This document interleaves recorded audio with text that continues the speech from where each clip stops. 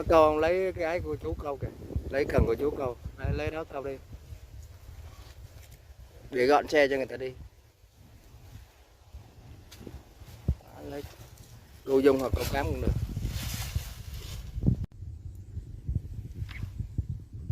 Ôi trời ơi, rô đồng trúc ác.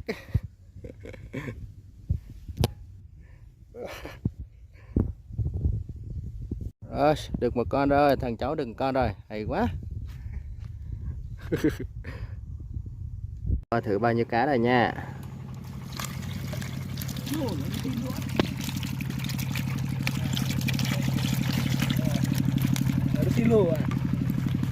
Wow, đã chưa?